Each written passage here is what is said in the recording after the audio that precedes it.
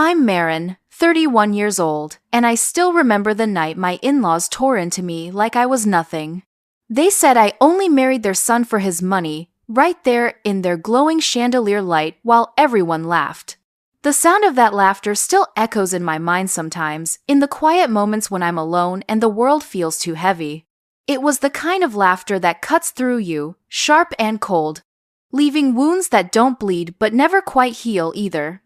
Before I tell you what really happened that night, please like, subscribe, and comment where you're watching from. I love hearing your stories, especially from those of you who know what it feels like to be judged by people who never bothered to know you at all. That night changed everything. But to understand it, you need to know how it started. You need to know about the invitation that arrived on a Tuesday afternoon, slipped through our mail slot in a cream-colored envelope with gold embossing. My husband Ethan brought it to me while I was working at my desk, and I knew what it was before I even opened it: his parents' anniversary party. 35 years of marriage, and they wanted to celebrate with 200 of their closest friends, family members, and business associates. The invitation was formal, stiff, expensive, the kind of paper that whispers money with every fiber. I held it in my hands and felt my stomach turn because I absolutely knew, that I wasn't really invited, not in any way that mattered. I was expected to attend because I was married to their son, but I wasn't wanted. There's a difference between being invited and being wanted, and if you've ever felt that difference, you know exactly what I mean. I hesitated. God, I hesitated so much that Ethan noticed the change in my expression before I could hide it. He asked me what was wrong, and I just shook my head because how do you tell your husband that his family makes you feel like you're not good enough? How do you explain that every interaction with them leaves you feeling smaller, diminished, like you're something they stepped in on their way to somewhere better? I didn't want to put that burden on him. He loved his family, despite their flaws, and he loved me too. I could see him caught between those two loves, and I didn't want to be the one who forced him to choose. So I smiled and told him it would be fine, that of course we would go, that I was looking forward to it.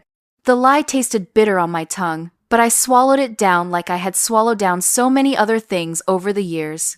The night of the party arrived too quickly. I spent hours getting ready, choosing a dress that was elegant but not too flashy, jewelry that was tasteful but not too expensive looking. I wanted to blend in, to give them no ammunition, have no reason to look at me with those judgmental eyes and find me lacking. But even as I prepared, I knew it wouldn't matter. I could have shown up in haute couture or burlap and they would have found something to criticize. That's the thing about people who have already decided you're not worthy. They'll find evidence to support their conclusion no matter what you do. We pulled up to the mansion just as the sun was setting, painting the sky in shades of orange and purple that should have been beautiful but just felt ominous to me. The house, their house, it's not just a home. It's a statement. Marble floors that echo with every step, crystal chandeliers that cost more than most people make in a year, artwork on the walls that's been appraised and insured, and treated with more care than they've ever shown me. Everything in that house is designed to impress, to intimidate, to remind you of your place in the hierarchy. And my place, according to them, was somewhere near the bottom. Walking through those massive double doors was like entering enemy territory. The foyer was already filled with guests, all of them dressed in their finest, all of them holding crystal glasses of champagne that caught the light and sparkled like diamonds.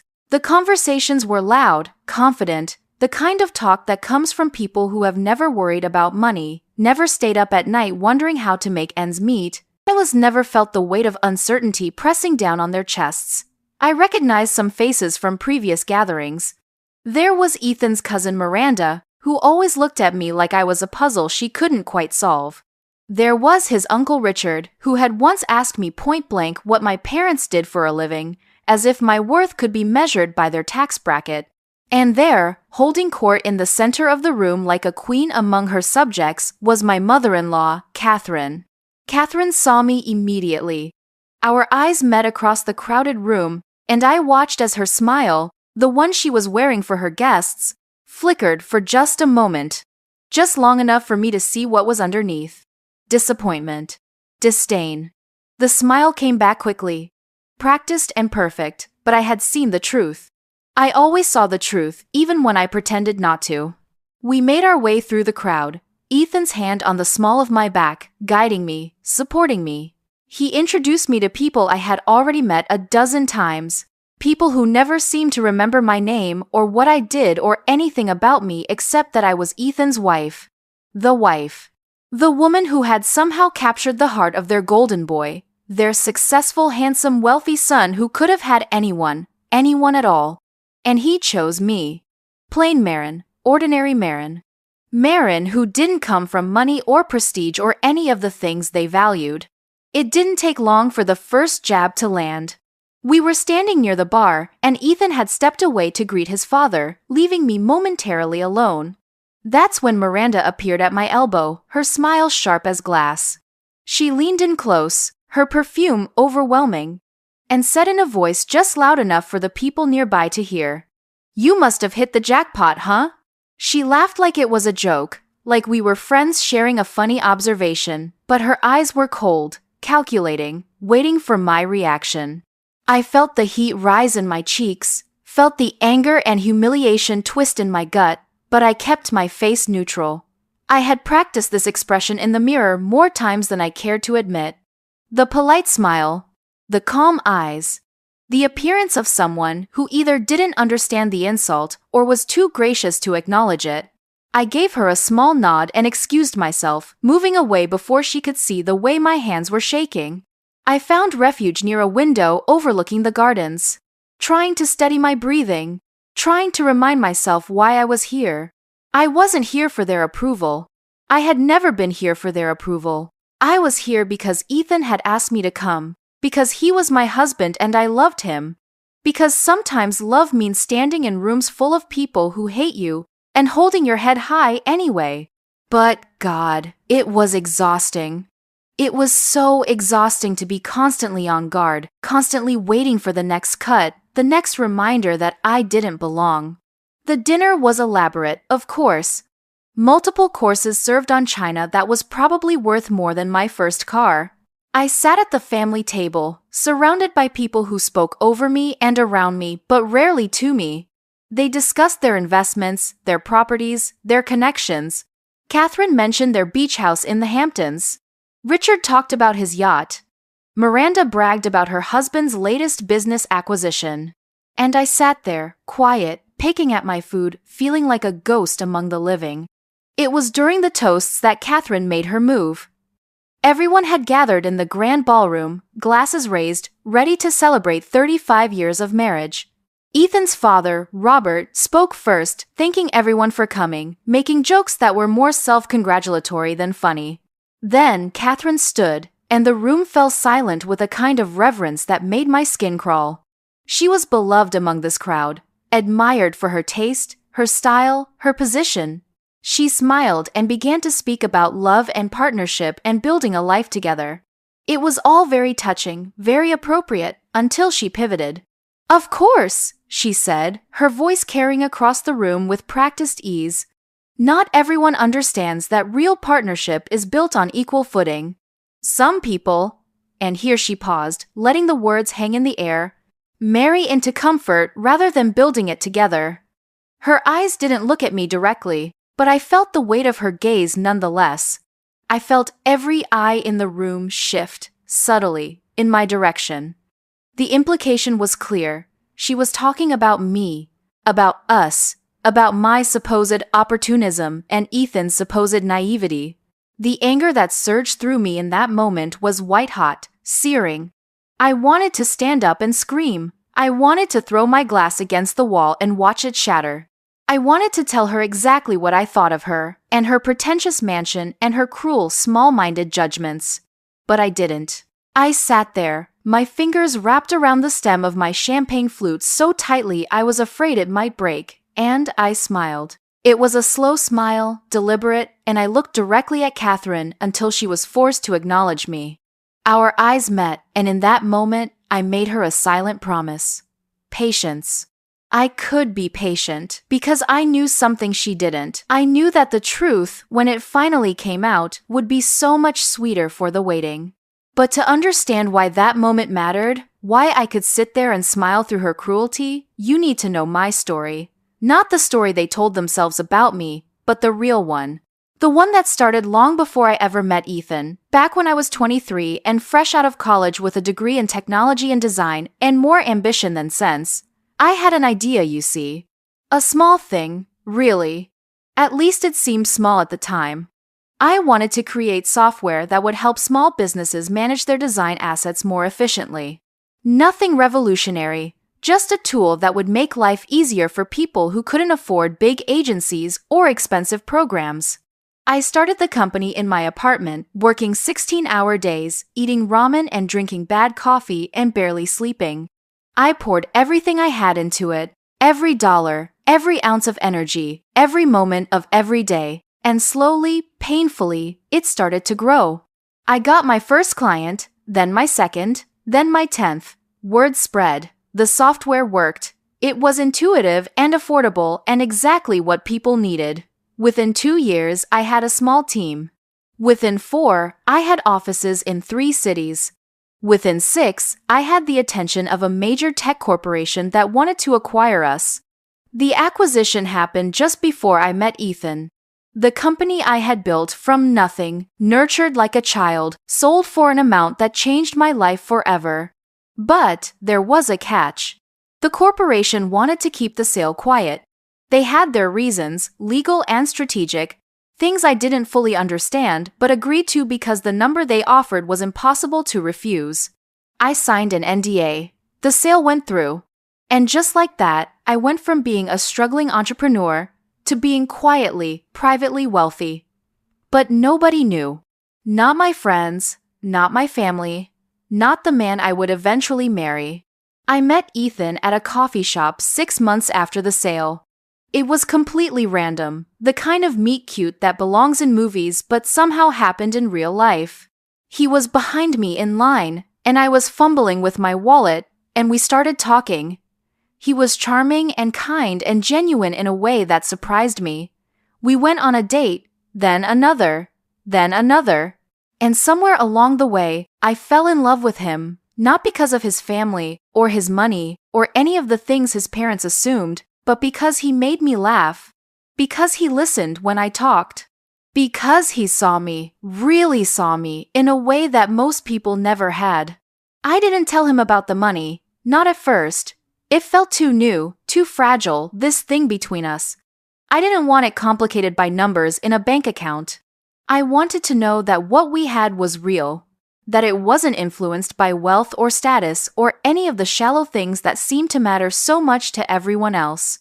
So I let him think I was just a regular person, someone who worked a regular job and lived a regular life. And that's what his family saw when they met me. Regular. Ordinary. Unexceptional. The first time Ethan took me home to meet his parents, I knew within 5 minutes that they had already decided I wasn't good enough. Catherine looked me up and down like I was livestock at auction. Her expression carefully neutral, but her eyes revealing everything. Robert was more subtle, but no less judgmental.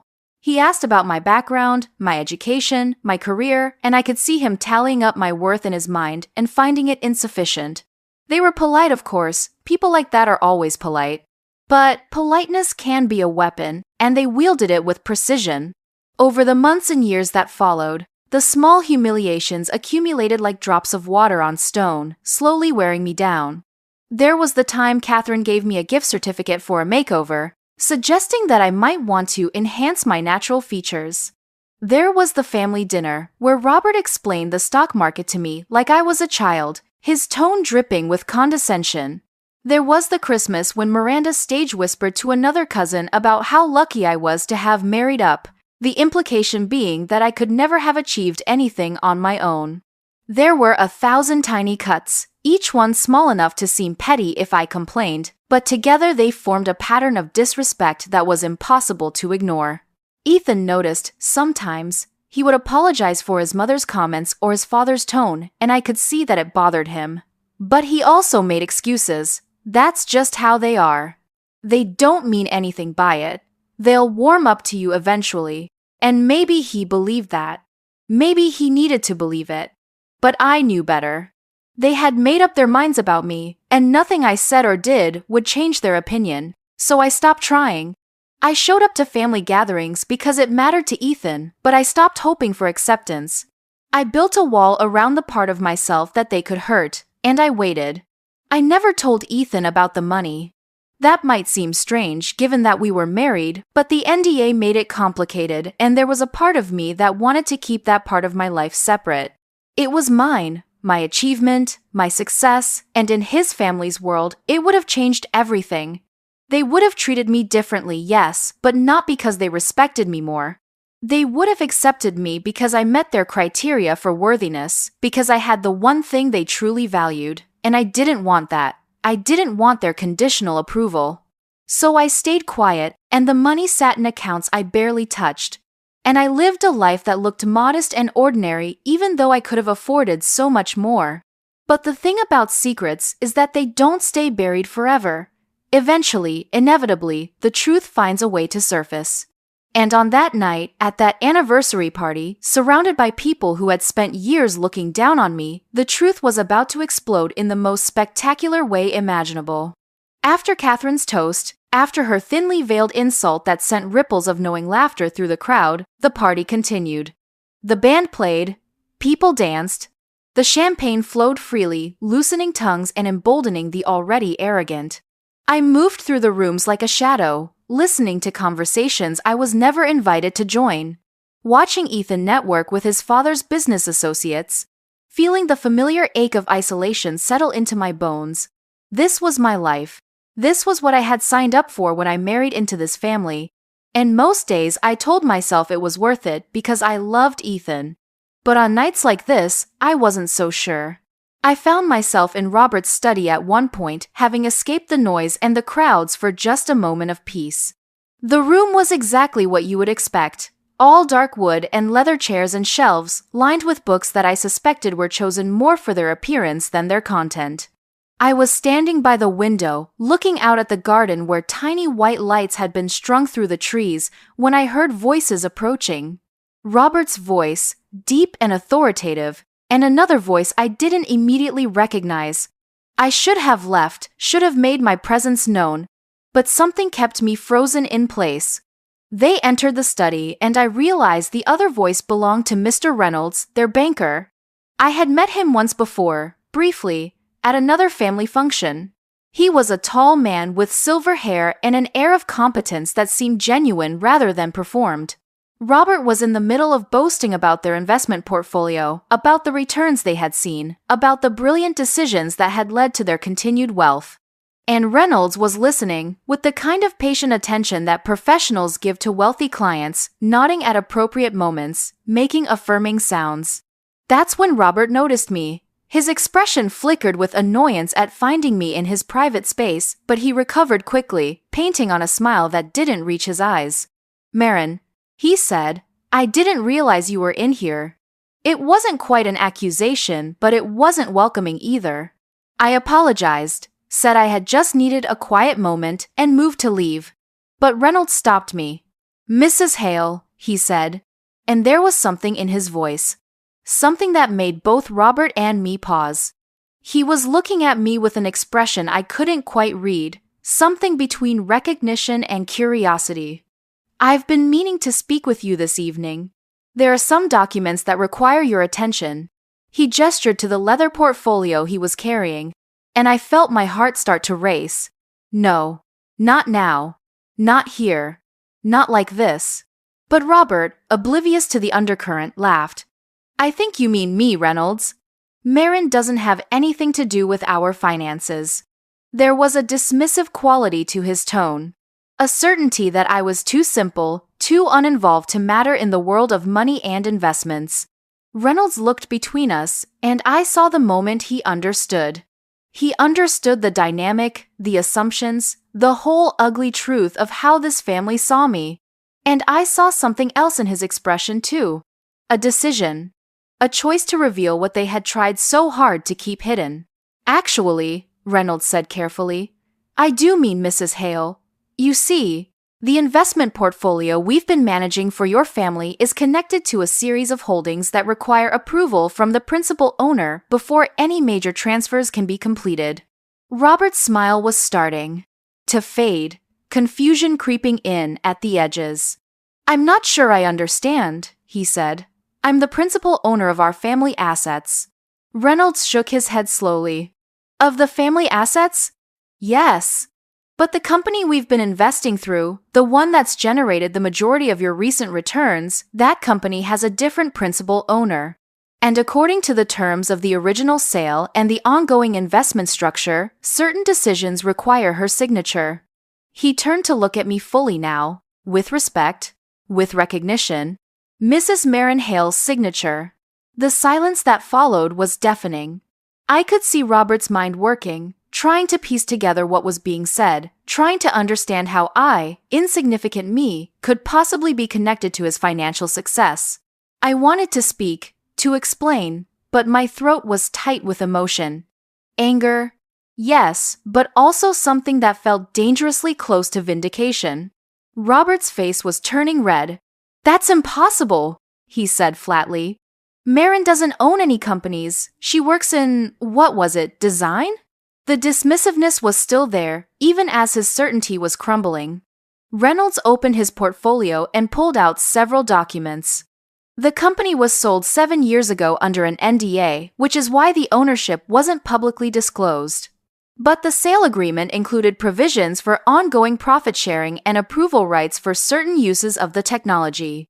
Your investments with us have been heavily tied to that technology. And Mrs. Hale, as the original founder and owner, maintains final approval on how those assets are deployed. I watched Robert process this information, watched the color drain from his face as the implications sank in. All those times he had explained business to me like I was a child. All those condescending conversations about markets and investments and strategies. And the whole time, his family's wealth had been growing because of something I had built.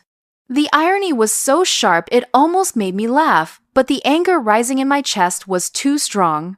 Robert looked at me, really looked at me, maybe for the first time since I had met him. "Is this true?" he asked, and I heard something in his voice I had never heard before. Uncertainty. I nodded slowly. "Yes," I said, and my voice was steadier than I felt. "I founded a tech company when I was in my 20s. It was acquired by a corporation that has since licensed the technology to various investment firms. Yours included, apparently."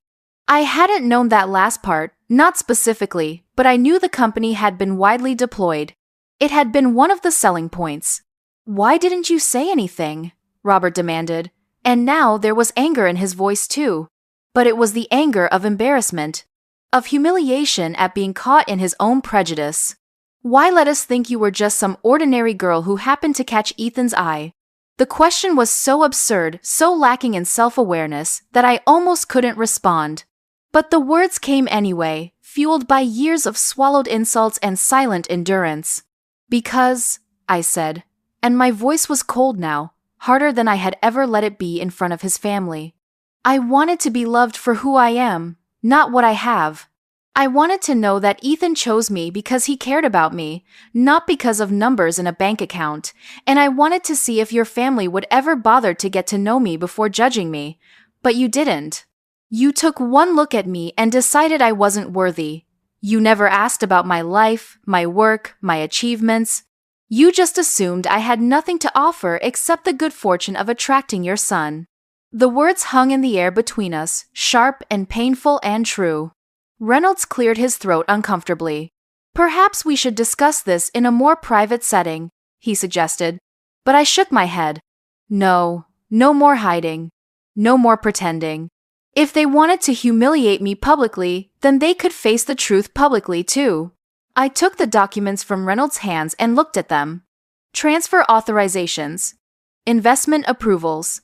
All requiring my signature. All perfectly legal and proper and necessary.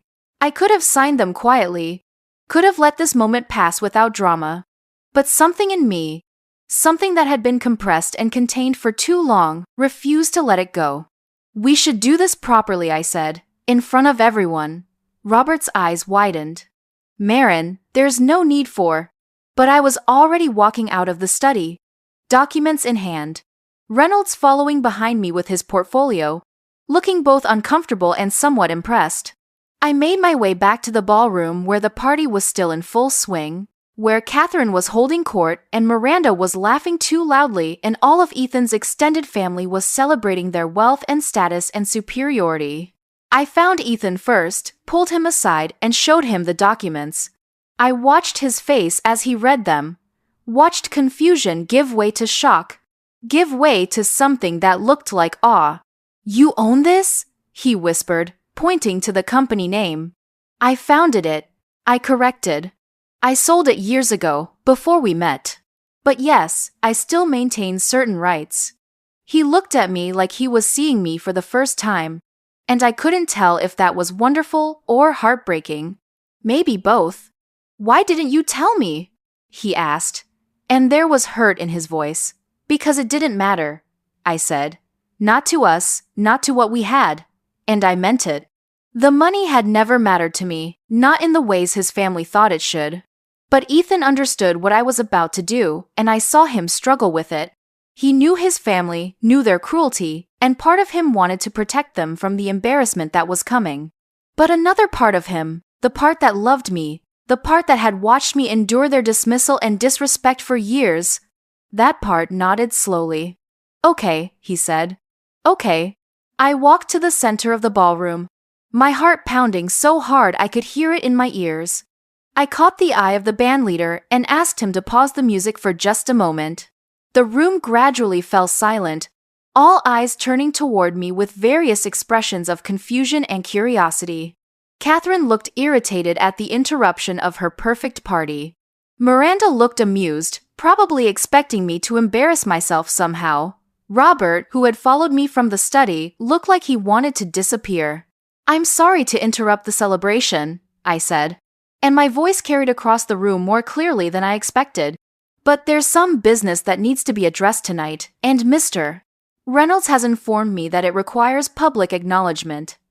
I gestured to the banker, who stepped forward reluctantly, understanding that he was now part of a drama that extended far beyond finance. Reynolds cleared his throat and addressed the room with professional detachment. "Ladies and gentlemen, I apologize for the interruption, but there are some documents related to the Hale family investment portfolio that require immediate attention. Specifically, they require authorization from the principal owner of the company through which many of your investments have been channeled." He paused, and I could see people exchanging confused glances. This wasn't the kind of conversation that usually happened at anniversary parties. The company in question, Reynolds continued, was founded by Mrs. Marin Hale prior to her marriage. She sold it 7 years ago under terms that included ongoing approval rights for certain applications of the technology. As your investment firm has been one of the primary beneficiaries of that technology, her signature is required to finalize the current transfer of assets. The silence that followed was absolute. You could have heard a pin drop on those expensive marble floors. Catherine's face was frozen in an expression of polite confusion, but I could see the gears turning behind her eyes, trying to understand what was being said. Miranda's smug smile had faded, replaced by genuine shock. And around the room, I watched as the people who had spent years dismissing me, pitying me, and mocking me behind my back slowly began to realize what this meant. "I don't understand," Catherine said, and her voice had lost its usual confidence. "Marin is just a designer. She doesn't own a company." The words were automatic, reflexive, the same assumptions she had been making about me for years, but now they sounded hollow, defensive. Reynolds, to his credit, maintained his professional composure. Mrs. Hale founded a technology company that revolutionized asset management for small and medium businesses. The company was acquired by a major corporation, and the technology has since been integrated into numerous platforms, including the investment software used by your financial advisors. The returns you've seen on your portfolio over the past several years are in part due to the efficiency and accuracy of that technology. I watched the information sink in, watched the implications spread across the faces in front of me like ripples in water. They had made their money, in part, because of something I created. The woman they had looked down on, the woman they had accused of marrying for money, had actually been contributing to their wealth without them even knowing it. The irony was so perfect it almost hurt. "That's impossible," Miranda said. But her voice lacked conviction. "If Marin owned a company, we would have known. She would have told us."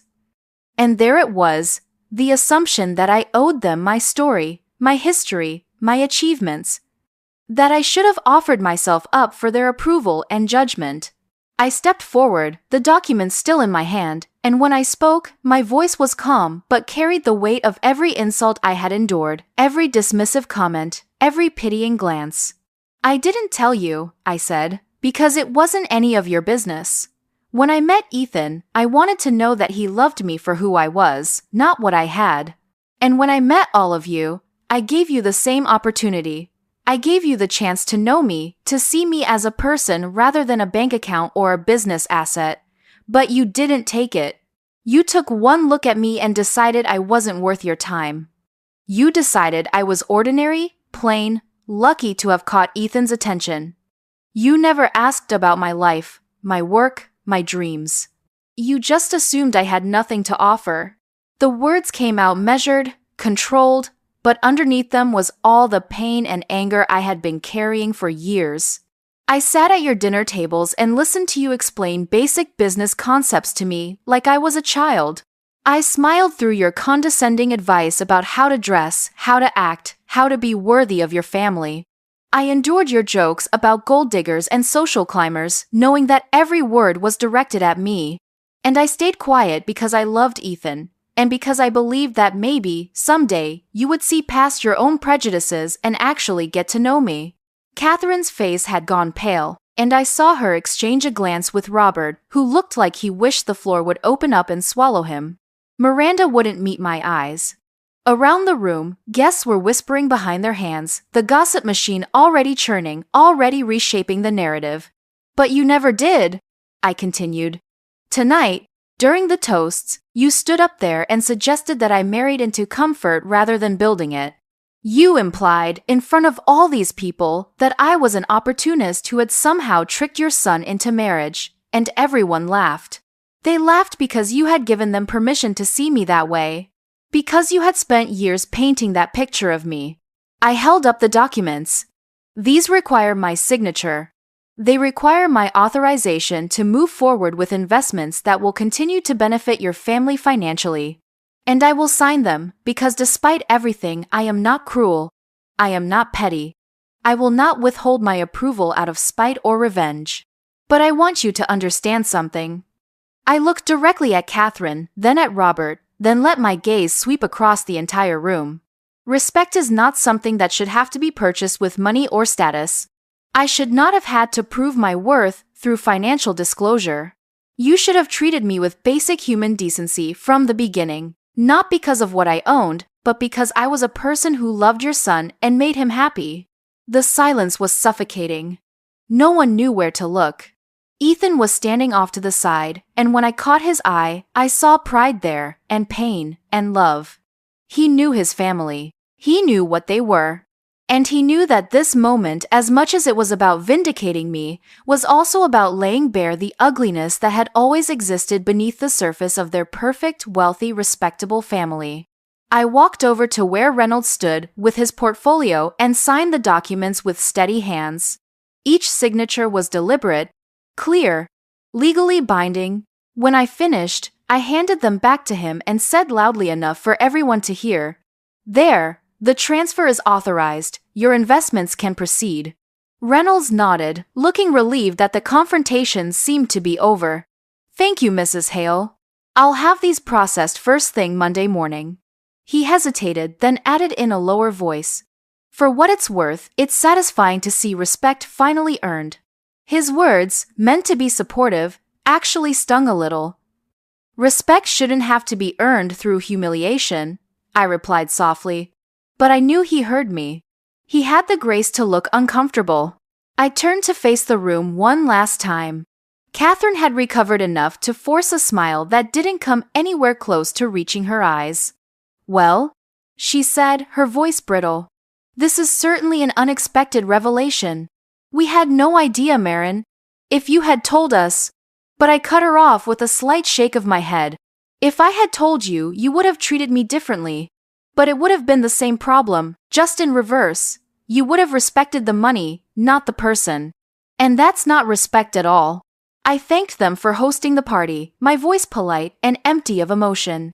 I thanked the guests for their time. And then I walked out of that ballroom with my head held high, Ethan falling into step beside me. I didn't run. I didn't cry. I didn't give them the satisfaction of seeing me broken. I walked out the same way I had walked in. Except now, the whispers that followed me were different. Now they were tinged with shock and reassessment and the uncomfortable realization that they had been wrong about me all along. The drive home was quiet. Ethan reached for my hand, and I let him take it. But I was still processing everything that had just happened. The adrenaline was starting to wear off, leaving behind a strange mixture of satisfaction and sadness. I had proven myself to people who never should have required proof. I had revealed my worth to people who should have seen it all along. And it felt both triumphant and hollow, because the victory was bitter. It was a victory that never should have been necessary. I'm sorry, Ethan said finally, his voice rough with emotion. I'm so sorry for what they put you through. For what I let them put you through. I squeezed his hand but didn't look at him. I was afraid that if I did, I would start crying, and I wasn't ready for that yet. You didn't let them do anything. I said, they made their choices. I made mine. We all made our choices. You should have told me, he said. About the company. About the money. I would have. But I did turn to him then, cutting off whatever he was about to say. You would have what? Defended me more? Made them treat me better? Ethan, they're your family. You love them. And they should have treated me with respect whether I had money or not. The fact that I do, the fact that I built something successful, that shouldn't be what makes me worthy of basic human decency. He nodded slowly, understanding, but I could see the pain in his eyes.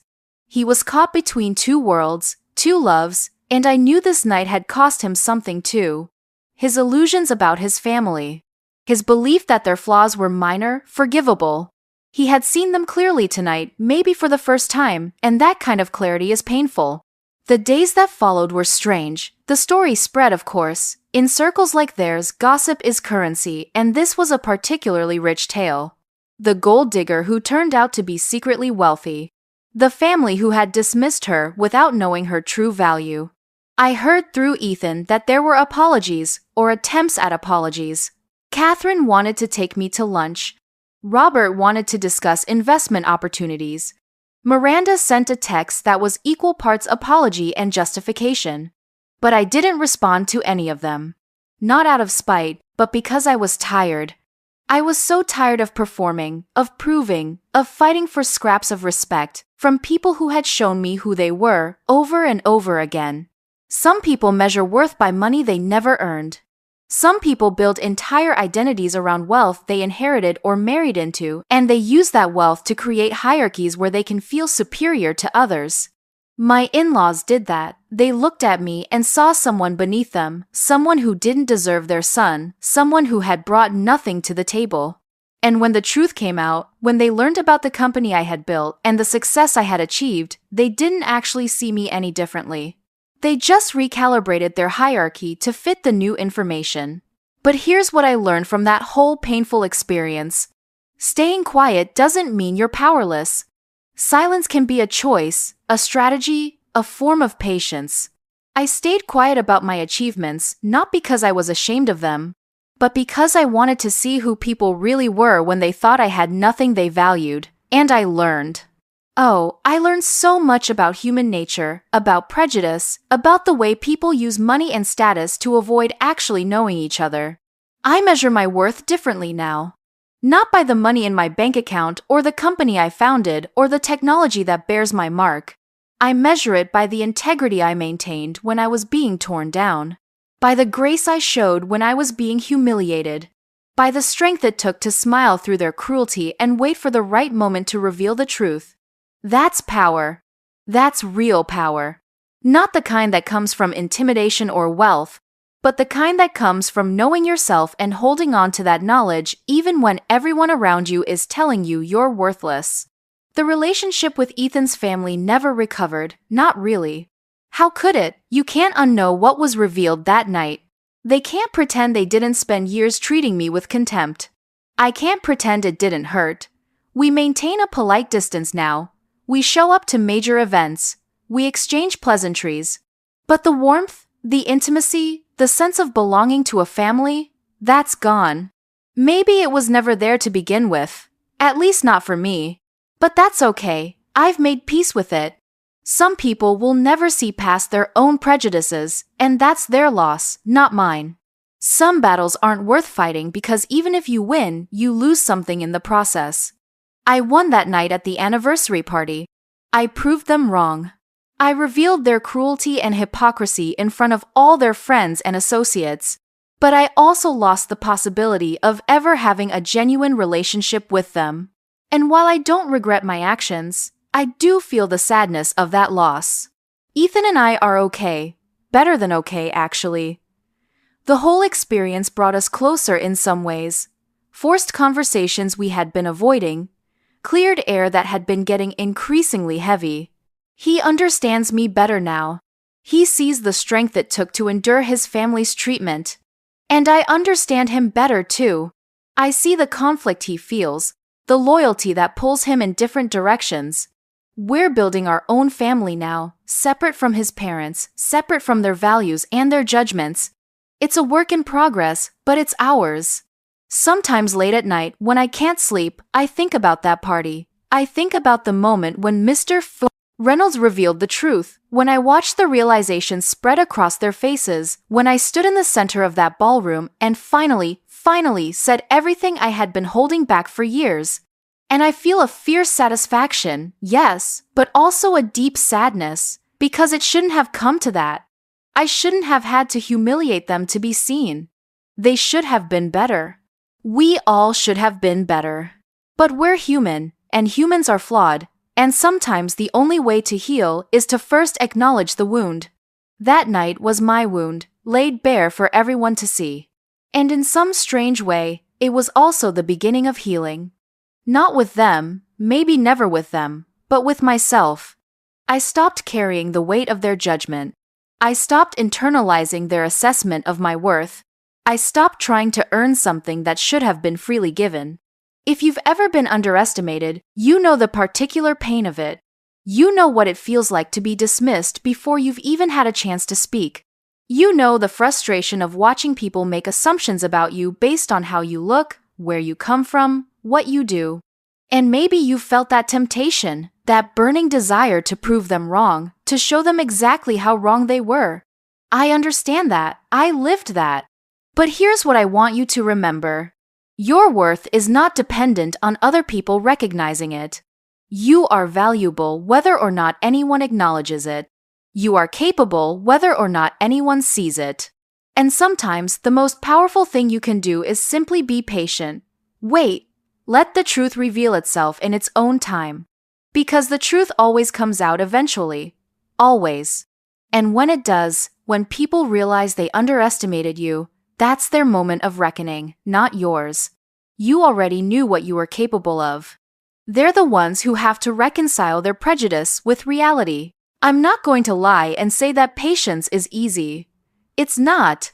It's excruciating sometimes, staying quiet when you want to scream, smiling when you want to cry, maintaining your composure when everything in you wants to lash out.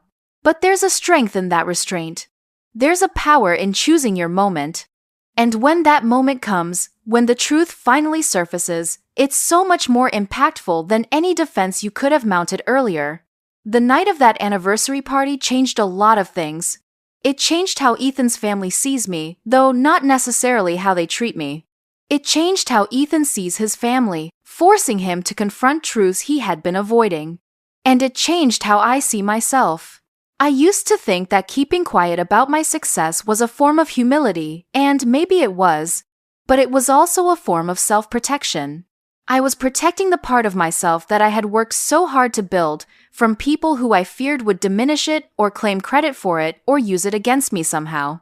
But after that night, I realized I don't need to protect my achievements from anyone. They exist, independent of other people's recognition. The company I built, the technology I created, the success I achieved, those things are real whether or not anyone acknowledges them. And the people who truly matter, the people who truly love me, they don't need me to be impressive, or wealthy, or successful. They just need me to be myself. So now I live differently. I'm still private about my finances, still careful about who I trust with the details of my past. But I'm not hiding anymore. I'm not diminishing myself to make other people comfortable. I'm not staying quiet when silence would suggest agreement with cruelty. I've found my voice, and while it's measured and thoughtful and still carries the scars of years of suppressed pain, it's mine, and I use it. I use it to tell my story, like I'm telling it to you now. I use it to call out injustice when I see it, not with anger or aggression, but with the calm certainty of someone who has survived worse. I use it to support other people who are being underestimated, who are being dismissed, who are being told in 1,000 small ways that they don't matter, because I know what that feels like. And I know that sometimes all it takes is one person saying, "I see you, you matter, you are worthy," to make a difference. The relationship between silence and power is complex. Sometimes, silence is defeat, a surrendering of your voice and your agency. But sometimes, silence is strategic, a conscious choice to observe and wait and gather strength. The key is knowing the difference. The key is making sure that when you choose silence, it's truly a choice and not a cage. For too long, my silence was both. It was a choice I made to protect my marriage and avoid conflict, but it was also a cage constructed by other people's expectations and judgments. Breaking out of that cage, standing in that ballroom and revealing the truth, that wasn't about revenge. Or maybe it was. A little bit. I'm human enough to admit that there was satisfaction in watching their faces change, in seeing their certainty crumble. But more than that, it was about freedom. It was about refusing to carry their shame anymore. They were the ones who should have been ashamed for their cruelty, their prejudice, their casual dismissal of another human being. Not me. Never me. And that's the lesson I want to leave you with. The people who underestimate you, who dismiss you, who make assumptions about your worth based on superficial assessments, they're revealing their own limitations, not yours. Their inability to see you clearly is their failure, not your inadequacy. And while it's painful to be misunderstood, while it hurts to be judged unfairly, that pain doesn't define you. What defines you is how you respond to it. You can respond with anger, and sometimes that's appropriate. You can respond with sadness, and sometimes that's necessary. You can respond with silence, and sometimes that's strategic. Or you can respond with patience, waiting for the moment when the truth will speak louder than any words you could offer. That's what I chose, and in the end, the truth was devastating not because I made it so, but because the contrast between their assumptions and reality was so stark. They thought I was nothing. I was something. They thought I was desperate for their money. I had my own. They thought I was lucky to have married their son. He was lucky to have married me. Every assumption they made was wrong, and facing that wrongness all at once, publicly, in front of everyone they knew, that was its own form of justice. Not the justice I sought, but the justice that emerged naturally from years of maintained dignity in the face of disrespect. So, if you're watching this, if you're listening to my story, and you see yourself in it, know that you're not alone. Know that being underestimated is painful but survivable. Know that proving people wrong doesn't always require grand gestures or dramatic confrontations.